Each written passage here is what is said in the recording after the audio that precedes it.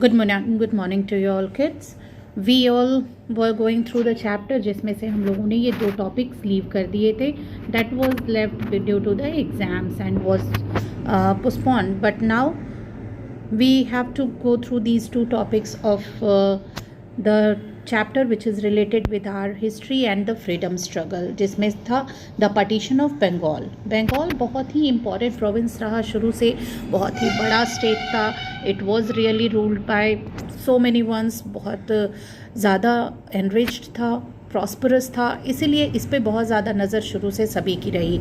And the Britishers followed the policy of divide and rule कि इतना बड़ा province है और वो एक होकर के रहता है, तो हर जगह उन लोगों ने फूट डालने और उसके बाद जब आप टूट जाते हैं, जब आप अलग अलग हो जाते हैं, दो टुकड़ों में हो जाते हैं, then it's very easy to rule over you.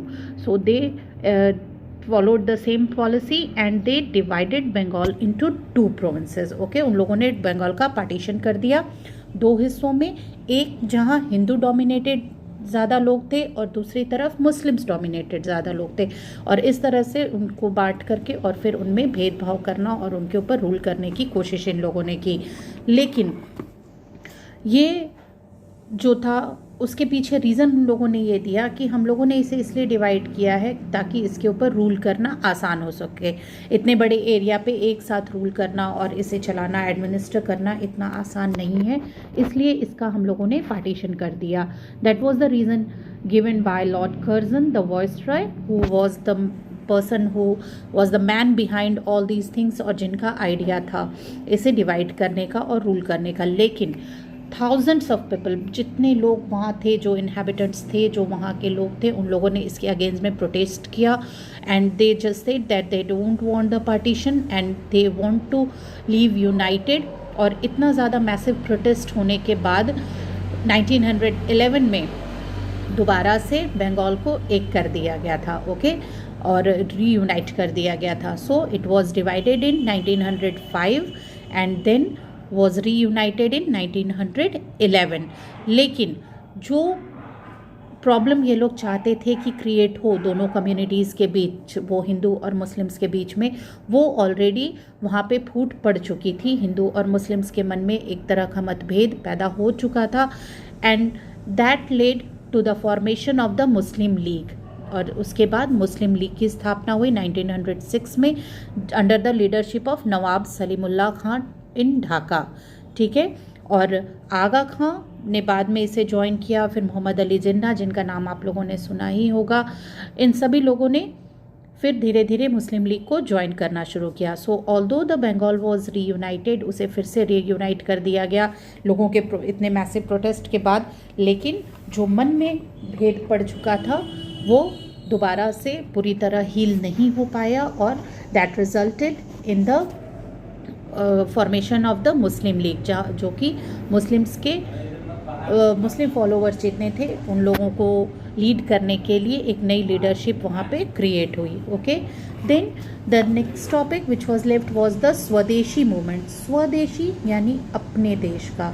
It was a movement which was launched in Bengal in 1905. उनका एक सिंपल प्रिंसिपल था that they have to boycott all the things which are British made. Okay, all the British made goods were supposed to be boycotted. उनका use करना किसी भी तरह से boycott किया गया और उसके बाद स्वदेशी अपनाए, यानी जो अपने देश में अपने लोगों द्वारा बनाए गए हैं, जो टेक्सटाइल मिल्स हमारे हैं, जो हमारे यहाँ के बने हुए, चाहे वो छोटे से छोटे सामान, वो साबुन जैसी छोटी सी चीज़ हो या बड़ी से बड़ी मशीन्स हो, कोई भी चीज़ जो अपने देश में बनी हुई है उसी को यूज़ करें और ना कि ब्रिटिश मेड गुड्स को अपनाएं. So that was the nationalist movement which was very well done and it was implemented by the leaders of that time also. और यहाँ पे इस इतने बड़े जो मूवमेंट को बहुत सारे लोगों ने सपोर्ट किया, specially the women, because the women of the house, if they will not decide to use anything which is made outside their country, it's very much good to accept that. ठीक है, अगर घर की औरतें ये कह दें कि हमें ये चीज़ यूज़ नहीं करना, तो वो कई हद तक माना जाता है। अगर जो जिन्हें यूज़ करना है उन सामान को वो ही कह दें कि हमें नहीं यूज़ करना है। इवन द स्कूल्स, जो ट्रेडिशनल हमारे स्कूल्स हैं, जो गुरुकुल सिस्टम है, वैसे स्कूल्स को स्टैब्लिश करने की कोशिश की गई और ट्रेडिशनल सिस्टम को ही फॉलो करने की कोशिश की गई, ना कि किसी इंग्लिश मीडियम स्कूल को बढ़ावा दिया गया। And the movement spread to other parts of India, crowds were attacked by the British authorities, hit with, और इस तरह का जब प्रोटेस्ट और इस तरह का मूवमेंट इन लोगों ने लॉन्च किया तो उसके लिए उन्हें बहुत कुछ झेलना भी पड़ा। The leaders face the violent things which were done by the British ones।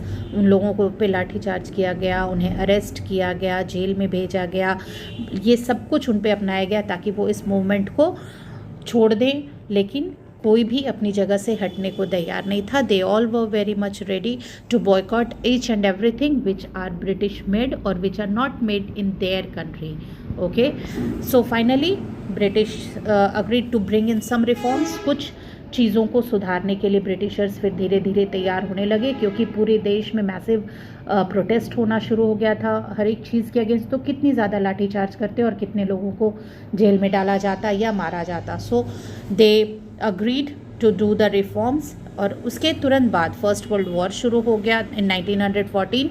You have to remember the date that the First World War was broke out in 1914, okay, and then the British asked the Indians to help them fight the war। और फिर उसके बाद British ये चाहते थे कि जो Indians हैं वो वॉर में उनका हेल्प करें। India was not any way directly involve in the war, लेकिन यहाँ के लोगों को अपनी तरफ से सोल्जर्स बना करके और वॉर में डालने की तैयारी ब्रिटिशर्स ने कर रखी थी। They asked them to help.